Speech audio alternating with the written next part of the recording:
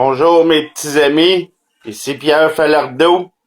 Je vais vous raconter la petite histoire de Rudolph, le petit renne au nez rouge. Autrefois, il existait un petit renne que l'on nommait Rudolph. Ce n'est pas un renne comme les autres, car celui-ci avait un joli nez rouge. Ben, c'est ça, tabarnak. Quand t'as une mère dépravée qui prend de l'alcool puis de la drogue puis qui décide d'enfanter, ben c'est ça que ça donne, tabarnak. Mais ce que Petit Reine était bien triste. Bon, déjà sa dépression, là, il va être sa médication à ce petit pays capitaliste de tabarnak. Car un jour, il se retrouvait orphelin à cause de la cruauté d'un chasseur. Ça, un chasseur, là, aujourd'hui, on appelle ça une pétrolière. Peiné de son sort, le petit renne au nez rouge se réfugie un jour dans la forêt. Il voulait se retrouver seul, car ses amis n'arrêtaient pas de se moquer de lui. C'est ça. Là, déjà, là, on voit, là, le pays capitaliste, là, déjà la victimisation. Calisse, ça n'a pas d'allure.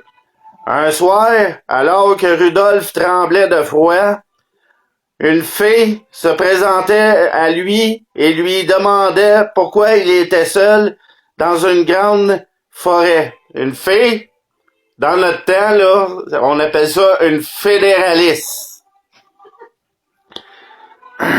Il pleurait toute la nuit, hésitait au début et Rudolph finit tout à raconter à la fédéraliste et il se rendit compte que ça lui faisait du bien. C'est sûr, un fédéraliste, s'il dépense de l'argent, il envoie de l'argent dans d'autres pays qu'on sait même pas d'où ça vient, cet argent-là, maudit pays capitaliste. Moi, tu déménageais à Cuba, Crolis. L'ange l'écoutait sans jamais l'interroger, sans l'interrompre. L'ange, en passant, elle avait 2 lulus. Elle est partie en bateau non toxique, puis que là, elle sait plus où est-ce qu'elle s'en va. Et la fédéraliste, elle s'appelle une certaine Greta. Quand Rudolph eut fini de parler, la fédéraliste lui dit qu'il pouvait l'aider. C'est sûr, tabarnak, quand tu prends l'argent des autres pis que tu gaspilles tout croche tout de travers, c'est facile dans ce temps-là d'aider les autres. Maudit pays capitaliste. Il planait un air d'odeur de pain de pote et de chocolat que Mère Noël et le Père Noël avaient fait cuire parce qu'à cette heure, le pot est légal. Une personne pas haute comme 3 pommes. C'est ça, tabarnak. Les saluait et Rudolph souriait pour la première fois depuis longtemps. C'est sûr, avec l'odeur de pot, il a pogné un buzz puis là, il s'est mis à rire. Hein, on crie, c'est pas compliqué à comprendre.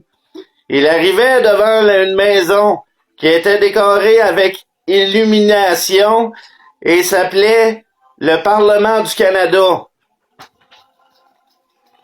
Et le Parlement du Canada est financé par nos taxes. Était posté à côté de cette maison.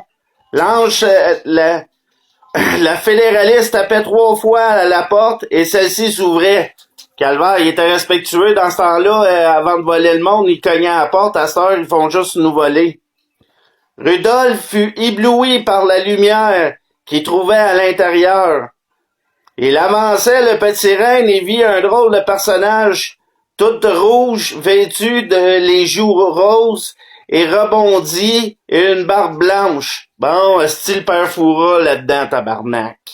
Calice. Et un énorme ventre. C'était le Père Noël qui était gelé comme une balle. La fédéraliste lui racontait l'histoire de Rudolph. Le Père Noël qui avait les yeux rouges, ainsi que la Mère Noël qui était partie sur un buzz, ne savait pas trop quoi répondre à ça. Normal, là, si quand t'es gelé, tu sais plus quoi, qu'est-ce que tu fais. C'était l'histoire du petit du petit renne rouge, et il vécut heureux. Et ils eurent d'autres enfants, et ces enfants-là, aujourd'hui, ben, ils se promènent en coton ouaté, et en allant manifester avec des pancartes, avec des masques. que la mairesse Plante elle a autorisé quand il l'avait enlevé en 2012. C'était l'histoire du petit Reine Rouge qui était gelé comme une balle.